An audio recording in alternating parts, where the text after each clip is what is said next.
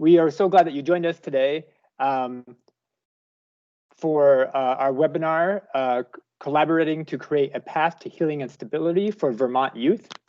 Again, this is a collaboration with the Department of Libraries and with the Department for Children and Families.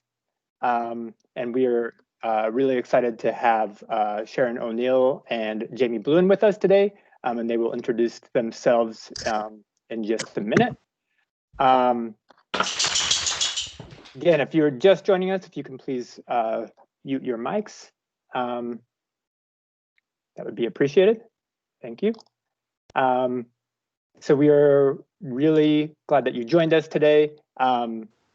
We are going to give Jaime and Sharon most of the time today. They are going to review the services that are offered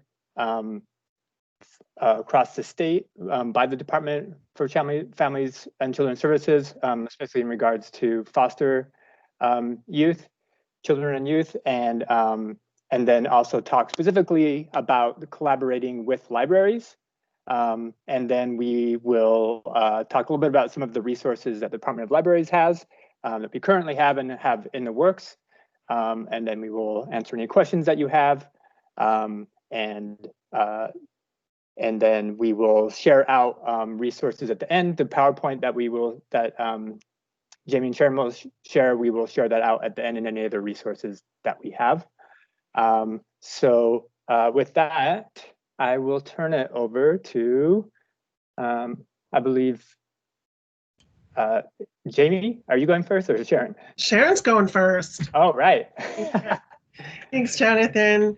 So I'm Sharon O'Neill, and I'm also here with Jaime Blouin, and we'll talk about what our roles are in just a moment. But before we get started, I am going to put a link in the chat box, and this is a link to a Jamboard.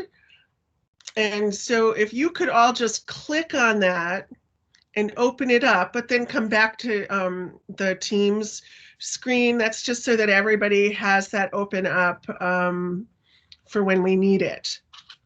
Then the other thing, after you open that up, I would ask you, since there's a lot of people online, we don't have a lot of time to introduce ourselves individually, so I'm going to ask if you introduce yourself in the chat box by letting us know what your name is, what your library is, and what part of the state. We're going to be talking about services from all over the state, so it's really good for us to know where you're located so that we can hopefully make some connections. Thanks. So I am with the Vermont Child Welfare Training Partnership, and Jaime is with the Department for Children and Families. We're here today because we have both been working on with a group from the Vermont Department of Libraries to provide care kits to local libraries for families to use. I won't go into that, or we won't go into that too deeply because you've already heard about it. But basically, care kits are literary resources that will be available for families that are caring for children and youth experiencing grief and loss related to their trauma history. Although the grant specifically focused on kin and foster families, these care kits will be available for every family. When we applied for the grant and did not receive the grant, our team really believed in this project and thought that it was a really important project for families in Vermont. And so we decided to start looking at structures and resources that are already in place so that we could move some components of the program forward. But to do that, we need a partnership between the Department for Children and Families, which I'm now going to refer to as DCF, the University of Vermont, and local libraries. So today, Jaime and I are here to introduce you to our work and to invite you to partner with us in support of Vermont families. So I'm going to do a screen share.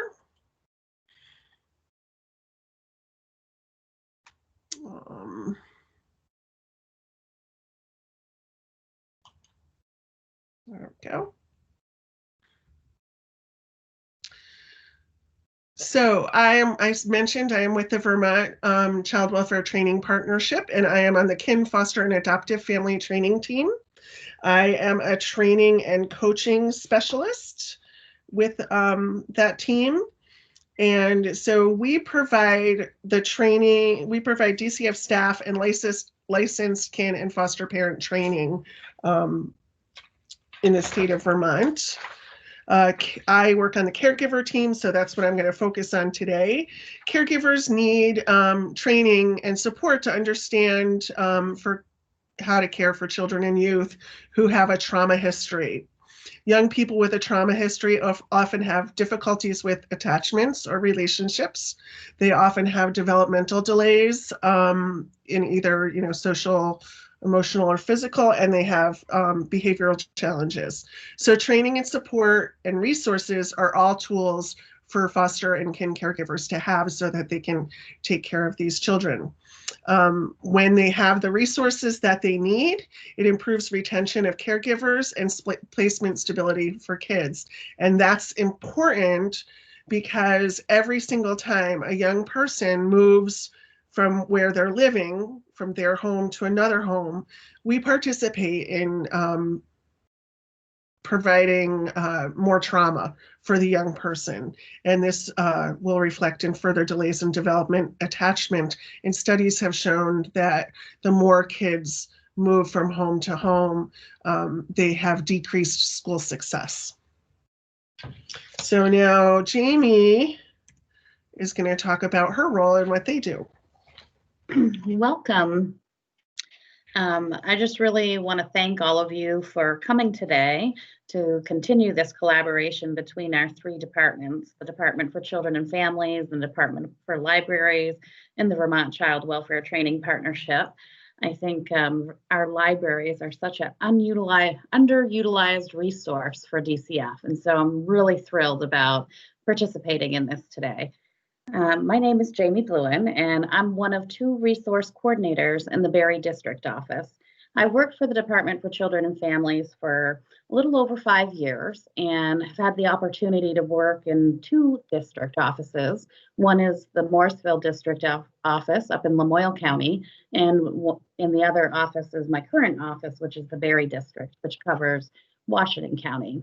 And so our district in Barre, we actually cover not only Washington County, but we also cover a little bit of Orange County because we work with two court systems, the Chelsea Court and the Barre Washington County Court.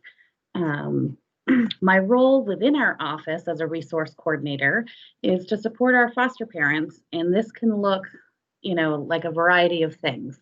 Reviewing and approving foster parent applications, supporting foster parents through our licensing process, supporting foster parents in completing the required trainings for them to maintain their licensure, and also providing support and guidance when we're placing children in their homes. These are just a few of the examples. The main focus in my role is supporting children and youth coming into custody with the state of Vermont, as well as supporting the children and the youth foster parents. This is one of the most traumatic experiences for children when they're removed from their homes, as Sharon alluded to earlier. And it's also equally traumatic for the foster parents.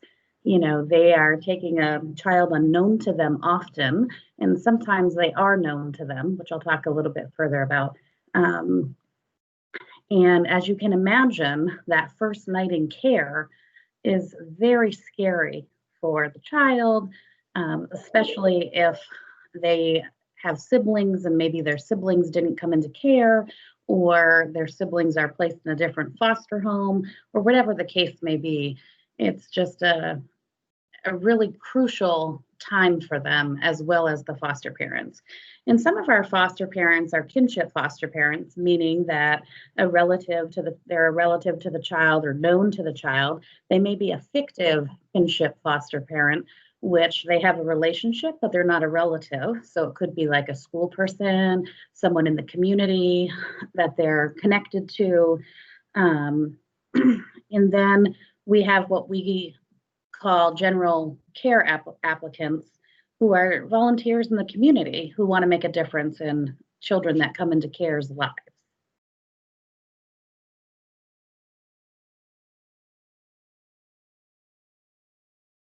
You want to turn the page? Thank you, Miss Sharon.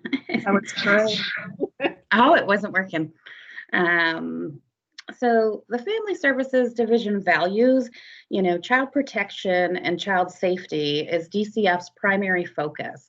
This is the lens that we're looking through when children are coming into care. Are they safe from imminent harm? What does that harm look like for children? It can look like physical or sexual abuse, medical or educational neglect, chronic neglect, risk of harm that can include being present for domestic violence and or substance abuse. Are they at risk for human trafficking? There's a whole variety of reasons as to why children might come into care. Our first goal when they come into care is to work with families to mitigate the child safety risks that are identified. And if we're unable to do this in a timely and safely way, then a family services worker is writing an affidavit, which we're submitting to a judge.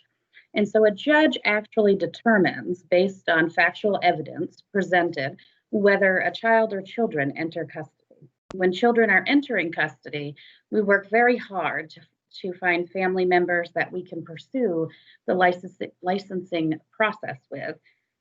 We believe and value that children have better outcomes when they maintain their family connections, and this can include family members becoming foster parents when it's safe to do so and they're able to meet the licensing regulations and requirements. And DCF values family and community connections, and this includes the development of new connections to family members and community resources. So DCF currently partners with several agencies throughout the state of Vermont, and some of these formal contracts can look like Easter Seals, Lund, Museum Child Welfare Training Partnership.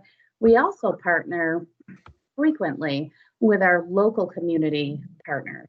And this can look like schools, mental health agencies, medical professionals, daycares, libraries, teen centers.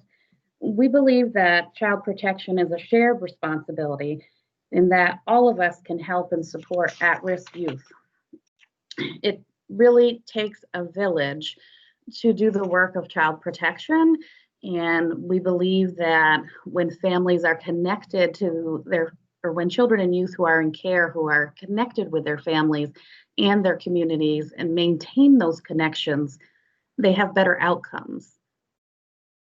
And so part of this is about, why do we foster? Why become a foster parent? So in the state of Vermont, we currently have roughly just under 1,200 children in care. And our foster parents are the backbone of our child welfare system. Without them, we could not do what we do well. They carry so much. Those children are in their homes 24 hours a day. And their DCF workers may be seeing them 1 to 2 times per month. And so they're the folks that are really experiencing that child's culture, the children's values, and also what comes along with those things in terms of trauma and being separated from their biological families. Our foster parents, they are put in a position where we're asking them to open their hearts and homes to these children, and they have this unique opportunity to work with the biological parents in regards to a reunification plan. Like, that's our first goal, is to, once they come into custody, we're working reunification plans to move those children back to their families when it's safe to do so. And sometimes when it's not safe to do so, or the families have not mitigated the risks and or dangers that have brought them into custody, those foster parents may make the choice to become a permanent option for those children. And that typically happens later in the process, but we can talk about that a little bit later. And I think what's important to think about when we're thinking about foster parents and permanency and taking at-risk youth into their home is really around the training and supports that we can provide locally and also statewide for them.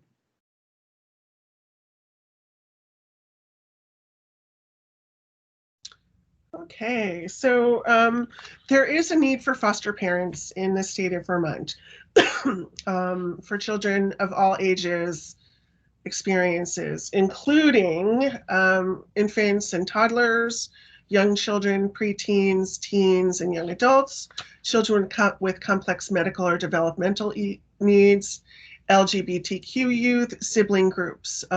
So what we know is that the more qualified foster care and respite families that we have, that the better able we are to make better placements. And when we can make better placements for a kid, that means that we can place a child within their own community so that they can continue to go to their school and continue to have the connections that they naturally have in their community.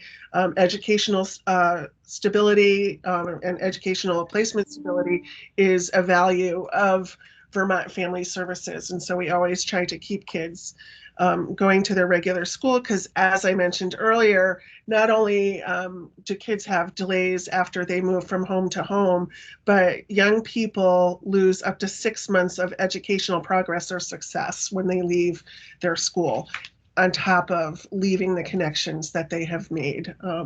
Because for some of these kids, school is the predictable place, it's the safe place, it's where they have friends, it's where they feel good. Additionally, when we can make a better match or a good match in a placement, that means that kids are more likely to stay with that family, that foster family or their kinship caregivers longer until they can go home, or if they can't go home, until permanency through adoption or guardianship happens. So this is really an important value that we have.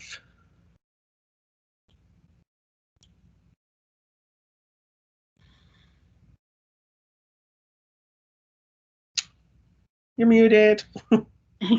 Yes. These are some of the numbers across the state, and it goes back from 2014. They've kind of hung around 1,100 plus or minus, and below you see all of the districts and the number, because there's 12 districts across the state of Vermont for DCF, and you can see which districts have a larger volume of children in custody. And so the three largest districts are Burlington, St. Albans, and the Barre, and Bennington and Barre and Rutland, those in Brattleboro. Those ones kind of all hang around the same numbers at any given time. It really doesn't reflect the amount of work that DCF is doing, because we also hold other types of cases outside of the children that are in custody. And so those cases might look like youthful offender cases, where those kids are not in custody, but they may be on probation. And they recently raised the age for DCF involvement to age 22. And so that has increased the numbers for the DCF offices as well. It might look like a conditional custody order case, where there's conditions on parents' custody of their child, and those we call, the lingo is CCO cases, or conditional custody order cases. And then we have family support cases, which are opened when, after an assessment or an investigation occurs and the family is deemed high risk or very high risk, we will work with them in an open family support case to try to mitigate those risks, as those children are at high risk of coming into care. And then, of course, we have all of our assessments and investigations that are that our front end workers are working as well. So it's a lot, and especially in the larger districts, but also when there's a smaller district, they have less workers in that office, but an equally busy volume of caring and working for children that are at risk or in care.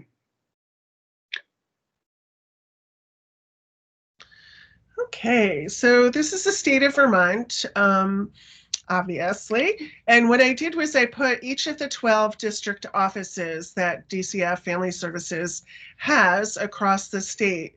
So take a moment to figure out, if you don't know already, take a look at the map here and to see which district office you are affiliated with. And then I'm going to stop sharing the screen for a moment to bring up the Jamboard. So this is that link that I asked you to open earlier. I'd like you to open that now. And this is a Google Jamboard. I'm going to show you on my screen how to navigate the board, but you're going to use the Jamboard using the document that you are opening. So let me stop sharing for a moment. Before we go to the Jamboard, wondering if anybody has any quick questions, since I can see up the screens now. Sharon, there are right now no questions. Great. That I can see, and I just want folks to know that if you click on the link, it should open in a new browser tab or window, so it shouldn't affect the your web conference. Nope, not at all. So I'm going to do a screen share so you can see what the Jamboard looks like. This is what it looks like, and for those of you who are not familiar with Jamboard, I'm going to show you this toolbox over here. We are going to use this one right under the black circle with an arrow in it. These are sticky notes, and so the question I would like you to answer using the document that you opened, don't try to navigate through my screen share. I'm asking, in what ways does your library already partner with DCF? So you click on the sticky note, then you can type right in here. I'm going to say my library hosts support group meetings, and then just hit save, and it goes up to the Jamboard, and then you can just move it around. So I'm going to give you all a couple of minutes to respond there. I'll see when the posts start slowing down, and then we'll talk about it.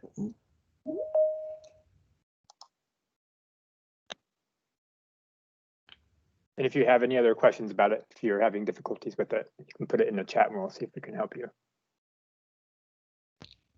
And for those of you calling in and you can't see the Jamboard, I'm sure Sharon will go over the responses in that as well, right, Sharon? Sure will. Yeah. Okay. Yeah. Thanks.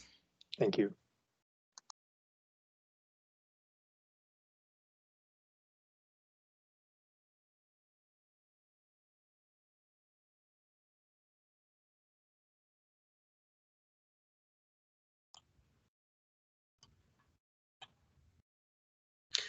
So once you write on your post, you do have to move it. Otherwise, all the posts just kind of pile up on top of each other.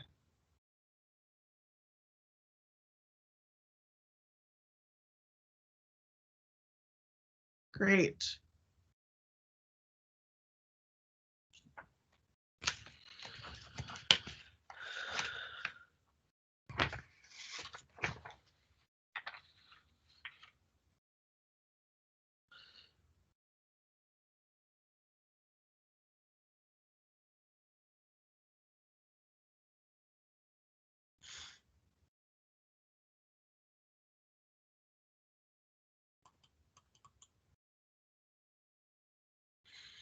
Okay, it looks like posting has slowed down, so I'm going to pull that up. And we're just going to talk about it quick. So it looks like during normal conditions, we are a meeting place for supervised family visitation. And we post DCF materials on our bulletin boards and in our PSA corner. Thank you. In Bradford, they host family meetings. Our library lets DCS families use the library to meet. So we call this family time. And so family time, it used to be what was visitation, and allowing your library to do family time, it makes it a more normalized, comfortable experience, because without these kind of places for families to meet, then they're meeting in the DCF office, which isn't comfortable for parents, and it isn't comfortable for the children or youth also. Host support group meetings. We got a grant for raised beds to place in local spots, and DCF identifies a few foster families to foster the garden for the season. That is great. I love that. LML, I don't know which library that is. Hosts, Lamoille Library maybe, hosts foster parent visiting, space for supervised visits, for family time. So it looks like a lot of family time is happening out here. Counselor meetings, which is great. Display of materials, supervised visits down in Tunbridge, more supervised visits. More supervised visits. I'm loving this. I'm loving this. I don't think we partner directly, but I know my library has been a safe site for family members. Great. And programming. So that's great. Other ways that libraries are connecting with DCF are also to, in addition to hosting support group, foster parent support group meetings for events. We've had resource coordinators say that they've hosted events at local libraries. Jamie, do you recall other ways that they partner? I know that foster parents in our district, if they're looking for a specific book, that relates to a child's something that they're going through, whether they're going to be adopted or, maybe they're going through a termination of parental rights, we have reached out to the local libraries to see what they have available, that they might recommend for foster parents to kind of be prepping kids through literature. So there's been some awesome, I'm so happy to see the Jamboard and all the different ways. I love the garden idea. That sounds awesome. I love it. And so we're going to talk more, we're going to have more ideas about how libraries can partner with DCF. So let's move forward with our presentation. And Jamie, you're up. And so when we think about who can apply, these are some of the requirements, and it's pretty open, right? I mean, the age requirement is 21 years, and folks can be single, married, living with a partner, joined through a civil union, and they can have children of their own in their home. They must meet the licensing requirements to become a licensed foster parent. And, more recently, we have been shying away from foster parents having a dual role. And so when I'm referring to a dual role, it's either a daycare provider, like we don't want foster parents to be a daycare provider, hold that license through the Child Development Clinic, and hold a foster parent license through DCF. So they typically have to make a choice unless they meet certain criteria. And one is to be pre-adoptive. They've known the child's known to them. And there's some other criteria that we can make those exceptions. The other piece is around foster parents not providing care to adults, being an adult caregiver or a foster parent. They have to kind of make a decision around that. We don't want our children to be in the position of harming adults, and we don't want adults in the home being in the position of harming children. So we really try to divide those two or those three categories for foster parents. Some foster parents, they're child specific. meaning that the child's known to them, whether they're a relative or the fictive kin. And all applications are considered, and we go through the process. And that process can look like, someone submits a foster parent application. We reach out, it'd be a resource coordinator reaching out to the person that submitted the application. We do a home approval. And during that home approval, we're basically doing like a pre-screen. And then once we complete the home approval, we send those applications to our district director to get them to get the foster parents district approved if there isn't any issues regarding the application. And the next piece in that step is sending that application along to what we call our residential licensing and special investigations unit.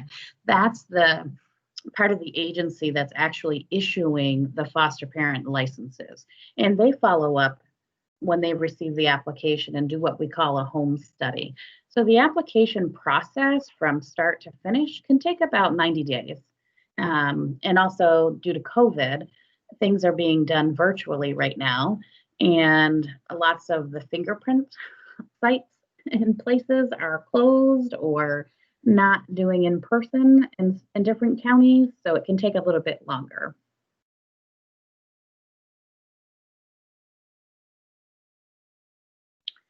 And another option for folks that may be not ready to do foster care and meaning having children in your home full time is respite care. And respite care, it's the same kind of process, except you don't have to complete the full application. There's 4 sections of the application, and you only need to complete the first and third. And we do a district approval, if you will, but we do not, we send your application to the residential licensing unit, and they're basically running the federal background checks, but you don't receive a license to be a respite provider. So you just need a district approval to be a respite provider. And again, anyone can apply. That's the difference between a respite care provider and a foster parent also is the age difference. You only have to be 18 to be a respite provider. I just wanted to add quickly too that respite is important for foster families and for children and youth that are in foster care because it provides a safe place for children to go when their foster parents or their kinship caregivers need a break. And it provides another, if you can be a regular respite care provider for a specific young person, then it's another relationship that's developed. The more positive, healthy, safe relationships that kids with a trauma history can have, the better it is for their outcomes and the better it is for their healing. And taking time off for caregivers is good self-care. And I think people in general don't take enough time off if you're a parent, but I know foster parents are often hesitant because they can't find regular people for the kids that they're taking care of to go to.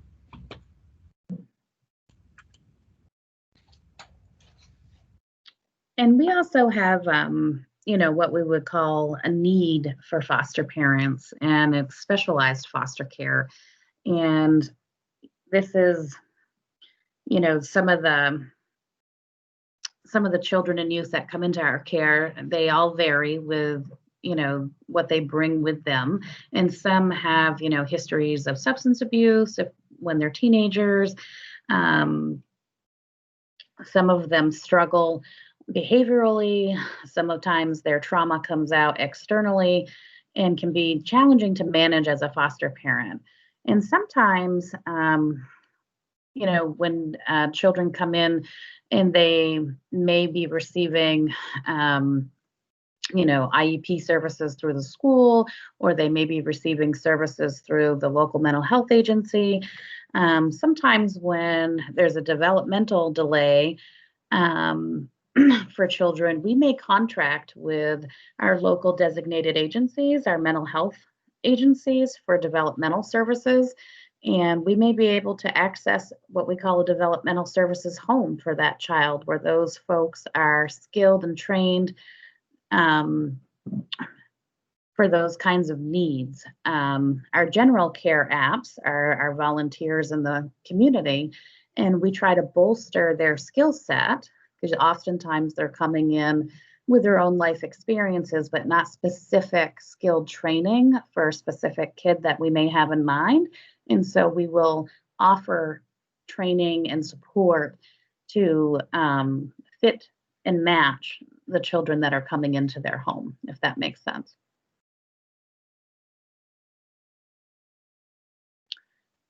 And we try to offer a lot of support to our foster parents, and this can look like a couple of different things. We also, in most districts, not all, but most districts, they have what we call a local foster parent association. In the Washington County Barre district, we have a very active foster parent association, and they do things together. They spend time on the weekends.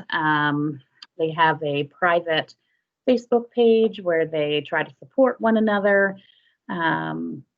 We also contract with some of the agencies throughout the state of Vermont, like Laraway, where we may provide a home in our district and they come and wrap that home.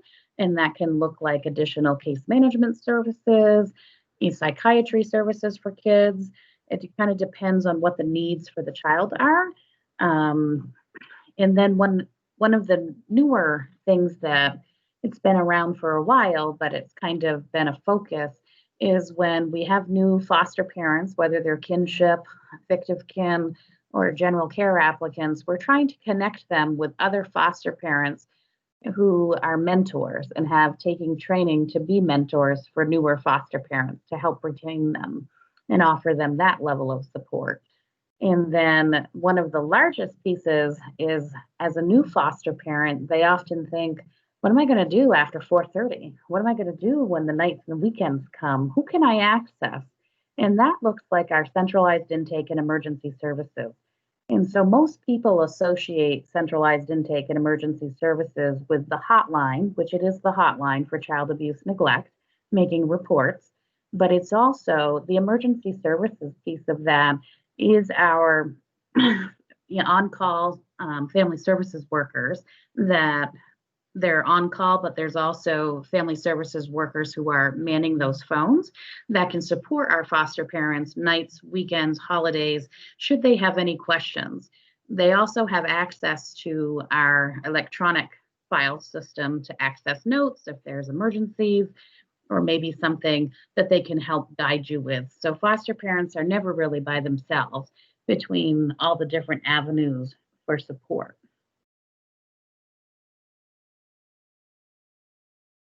Great. So here is where you all start to come in. We spent a lot of time talking about what it is to become a foster parent. I would invite you to apply to be a foster parent if you're interested, but we really thought it was helpful for you as librarians and as people in the community to understand what children, youth, and families are going through when they're involved in the foster care system. So what does it mean to be trauma informed? So one thing I want to say again, I mentioned it earlier, young people who are in foster care are not the only people who have a trauma experience. Everybody has some sort of trauma experience. And right now we're having a universal trauma experience with a pandemic. So I just want to recognize that this does not only affect the kids that we're focusing on. To be trauma informed means that you realize your agency or you yourself realize the widespread impact of trauma and understands the potential paths to recover. One recognizes the signs and symptoms of trauma in individuals, families, staff, communities, and others. One responds fully by fully integrating knowledge about trauma into policies, procedures, and practices, and seeks to actively resist re-traumatization. What would this mean to be a trauma-informed library? So a trauma-informed library is a place where all people are welcomed, respected, supported, and helped to find needed resources. Staff understand the potential challenges of the patrons who may have experienced trauma and respond in a respectful, genuine, and non-judgmental way. The physical space conveys the message of safety and caring. Librarians take care of themselves so that they can continue to take care of their community. And so one thing that I want to mention here too is that some of the ways that you already mentioned that you are partnering with DCF families, is through having meetings and family time. What happens when a family is involved with DCF is they are not always the holder of their stories. Almost every meeting, every teacher, every meeting, if you're having supervised family time, is a reminder that something has happened in your family where it ended up where a parent could not take care of a child. Being a community member and going to the library is an opportunity, a healing opportunity for these families, for these young people to be involved in their community and not be identified as a person who has had something go wrong in their family. So it's, a foster parent or even a birth parent may come to you looking for resources, and that should be the only way that you know that they're a kid that's in foster care. And this normalized experience, we try to create as many normalized experiences for kids in foster care. Being a library patron is a normalized experience for young people in foster care. So reading can help. We talked about the care kits, which are a group of books that we have chosen as a team for this grant project with a focus on themes of grief and loss. And we have books that are for younger children and books for older youth. Stories can help one make connections to the characters and how they handle situations.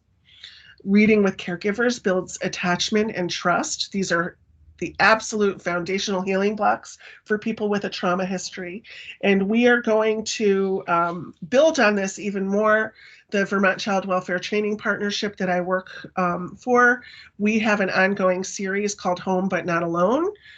It was developed during the pandemic to be 1 hour long sort of micro learnings for families to be able to check in during lunch on specific topics. And we are going to be focusing on literature starting in March. So we're super excited about that. And Jonathan is going to join our group, like we're joining yours. He's going to join our group and talk about the ways that librarians can partner with families who are involved with DCF. And just real quick, Sharon and Jamie, just to be aware of time, it is 1:46, so we want to make sure we try to get people out of that we finish by 2 o'clock. Yeah. So, okay. Thanks. Thank you. Yep. How can you support foster families? Be a trauma-informed librarian. Get to know your local DCF Family Services Division staff. If you looked at that, the map of the state, you can know where your district office is related to your library. You can put boxes out to have your patrons donate goods or services. You can provide experiences for children in foster care by sharing your newsletters or social media presence with your local resource coordinator. You can make recruitment packets available to patrons, host family time, or host or sponsor events, which we already talked about.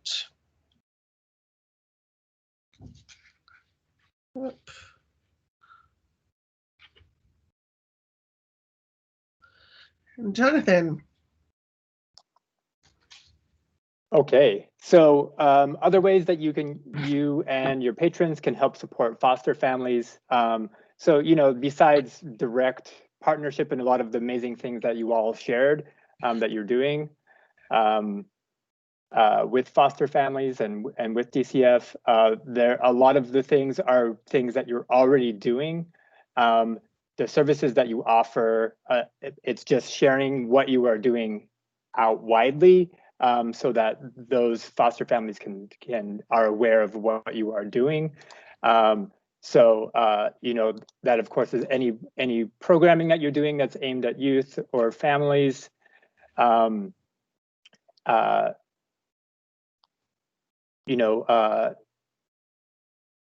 Any programs, initiatives with local schools, nonprofits, city agencies to be able to share out all the amazing things that you are doing at the library, and of course make aware of not only the books that you have, but also any digital resources, digital collections, and of course the non-traditional items, park passes, sports equipment, all those sorts of things. Families, a lot of people are not aware that libraries also do.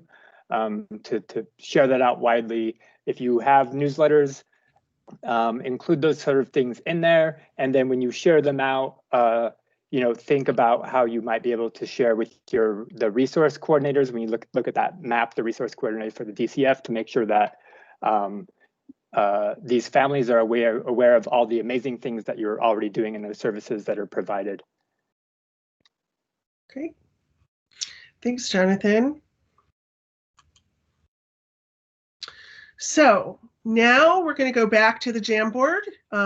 And now that you've heard our presentation, hopefully you have some new ideas about how your library can partner with DCF. So I'd like you to go back to the Jamboard and post some of the ideas that you have. And I'm gonna pull a Jamboard up too so that we can watch. I think I'm gonna post. Where is it? Let's try this again. Is it the same one, Sharon? Yeah, it's the same one. I'm just gonna at the top, you can just change the page. And it says, as a trauma-informed librarian, what ideas do you have about partnering with DCF? So let's just take a couple minutes to do that. And then I'm going to share some resources with you. And Sharon, I just want to let you know there are 2 questions in the chat, and Okay. I am happy to read that for you when you're ready. Yeah, go ahead. While people are writing on the Jamboard, let's do that. Okay. So, if you're trying to keep people in their communities, do you ever reach out to that specific community looking for people to become foster parents or for private care? That sounds like a Jamie question. And Jamie, I had to mute you earlier because of the feedback. Jamie, either Jamie or I can answer that, but it might be better for Jamie. Sure. And people keep posting on the Jamboard if you have ideas. I was going to post something on the Jamboard, and so let me just go back up and read the question one more time.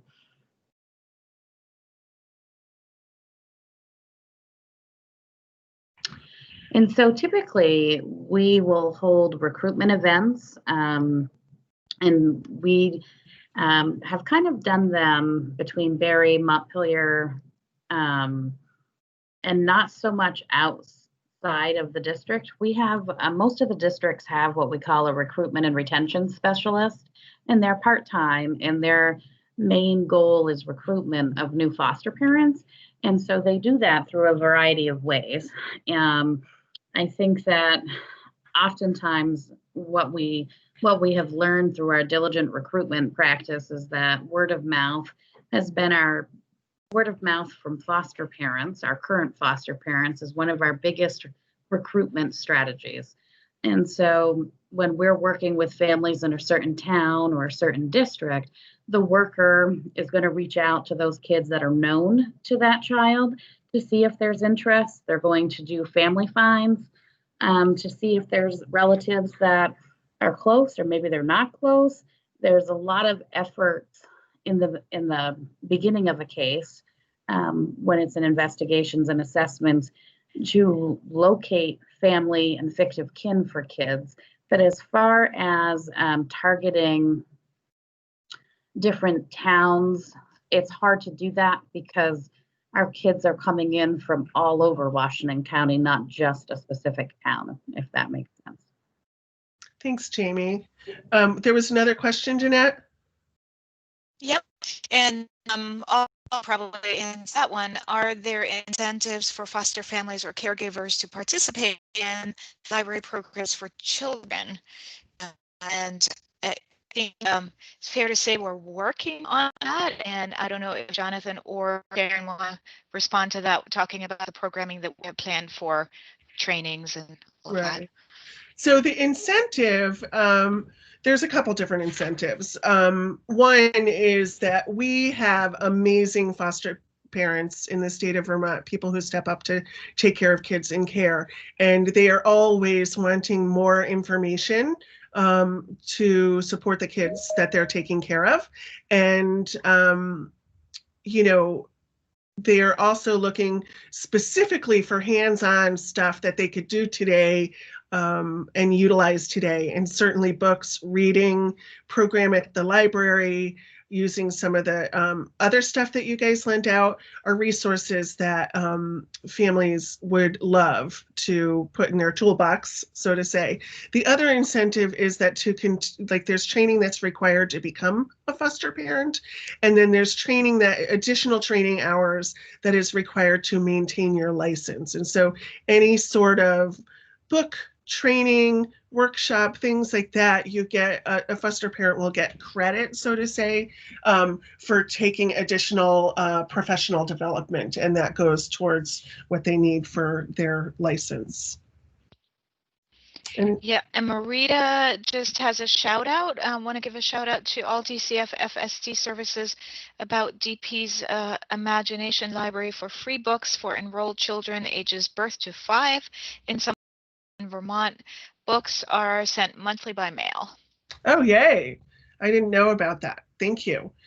So let's look at what we have here. As a trauma-informed librarian, what ideas do you have? Purchase and provide library materials that would be beneficial to families. Love it. Reach out to DCF to let them know about library resources. That is great. All resource coordinators send out a monthly newsletter, so that would be great to add to your resources. And it would also be great if you could, occasionally put information about foster care in yours. Get in touch with DCF coordinators, find out about care kits and Home But Not Alone, share library resources. Great trauma-informed info. VLA had a program recently. Yep, Jonathan told me about that. Host DCF programs, reach out to local resource people and let them know your library is happy to host visitation. Create an event that foster families could attend. For reunification, have a workshop on how to reach your child. These are great ideas. I'd like to reach out to DCF staff and find out what their greatest need is. I love that. I also would like to reach out to parents in our community that I know are foster parents. These are all great ideas, and I really appreciate your thinking on that. So, I see time. We're almost done. I know people did ask questions. I'm thinking maybe we'll skip this. This is a video about resources that are in the state that I made. I look a little tired in the picture, but this is resources in the state. So the Vermont, Jonathan, do you think, I think it's a 4-minute video. Do you think I should just skip it and send it to them, or? Yeah, let's share it because we're going to share the PowerPoint, and it's in there, so we can share the link separately too. Yeah, I think maybe we share that out with the participants. But don't do it now. Yeah, you can share if you want to share the link now, but yeah, let's make sure that we are able to answer anyone's questions and wrap up. Sorry about that. No but worries. One thing in particular, do watch the video because the Vermont Trauma Lens the Vermont Consortium for Adoption and Guardianship. There are two things that have a lot of resources that would be helpful for librarians. These are the contacts in the state for who to get in touch with for your local resource coordinators if you want to connect with them and let them know that you want to share information with them and have a chat with them about what information they'd like to share with you. And now it's some question time. Sharon, I couldn't see the contacts. Are you sharing that screen? I thought I was, but I wasn't. Okay. Yeah, go ahead and put that up. And while you put that up, if anyone has any questions, you can put them in the chat, or if you want to turn your mic on, you can please ask any questions that you have. Oh boy. And Jonathan, were you sharing the resources we put up as well with the Hey Kiddo and card game on the site as well? Yeah, so I shared the link out. So someone asked about book lists. We have some great book lists, as Sharon mentioned, related to the that sort of came out of the grant we are working on.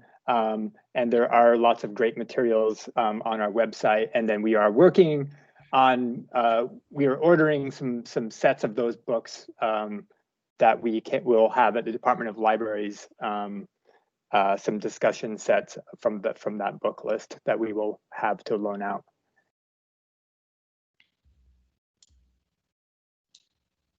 Okay, Gail asked, how are folks promoting the Hey Kiddo kit and how are you using it?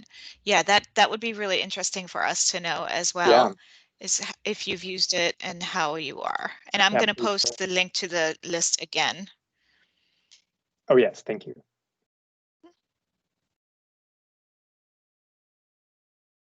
Yeah, we'd love to hear how you're using it. Are you talking to the librarians, the librarians, or to my plan for it? Oh, well, you can talk about yours, but you can Sharon. talk about that too, yeah. Okay. So part of the Home But Not Alone series is we are going to be using the literature that has been made available or that the team has chosen for the care kits, and Hey Kiddo is one of those. And so we're hoping to do either a book group or a presentation as a workshop at the Vermont Foster Adoptive Family Association using the book and the guidance that has been posted for that book. And it sounds like maybe Gail was looking for what are other librarians using Hey Kiddo and how are they promoting that book? Yep. Yeah, so we'd love to hear that. That is true. Yeah, and you can certainly, if you share those with me, you can email them to me, and when we send out follow-up to the webinar today with all of the resources, I can include any great ideas from libraries of how you're using those, how you're using Hey Kiddo or any of the other materials. And Sharon, would you put your email address into the chat again, just in case people have follow-up questions about the trauma-informed librarianship as well? We are at time, so if anybody has any last questions, please, you can unmute yourself, you can type if you'd like. This is really just the beginning, I think, of this collaboration. Yeah. The grant, not getting the grant really taught us, as Sharon said early on, that this is a project we need to be doing. And what I learned most from Sharon and Jaime is that libraries provide stability and agency to kids that lack stability and agency. And if your library can be a steady space that is familiar to them and they have adult connection to folks that aren't their foster parents or other people that might seem threatening or whatever, that's kind of a really good start for you, even if you don't instantly know where to start. That is a good start, is just allowing the kids to choose their own books, they can go and, be free, if you will, at the library. And that's kind of the beginning of creating that for Vermont youth. So we will share all of the information out and look for some more stuff coming from this group here. We're really excited to be working with each other, and we'll talk about this soon, I hope. Yeah, yay libraries indeed. I like that. Gail asks if kids ever get together and can groups meet at the library, foster families. Do foster families ever get together and groups meet at the library? Yes, Sharon's nodding. You want to say something more about that, Jamie? I know that a lot of our foster families love the read alouds that happen in the libraries with the little kids. And, I think at least my memories of when I was a child and entertaining and going to the library are some of my fondest memories. And so I think that foster parents want to bring those memories and experiences to the children in their home. And I think that I would imagine, far more than resource coordinators are aware of that are utilizing their local libraries. Yeah, and I think there's a clarifying question to that about if families meet up, like support group, like gatherings of foster families. And then they say especially for older kids. Right. So when foster youth are gathered for that purpose, it's kind of hard, like if an adult is having a foster parent group, there are sometimes that the kids get together and do things too. What can be difficult is if it's a group of children who are in foster care or youth that are in foster care, there's so many different issues that they have, in terms of behavioral and whatever their abuse history is, that it really, while we do it, we also encourage that some sort of facilitator or adult is there for hands-on, eyes on, not hands-on, eyes on, for them, because these are kids that aren't always safe together. And I think from what I learned from you all is that they do get together in some libraries, especially just to use the spaces, but especially in after hours. So when there isn't the public, just because of the stigma and because of being, othered, if you will, or if there's a separate room where folks can meet. But usually it's really sort of off if it's a support group type of thing where they would be seen as a group of foster connected folks. But they do definitely use those spaces when we're back to using those spaces again. Yeah. So, yeah.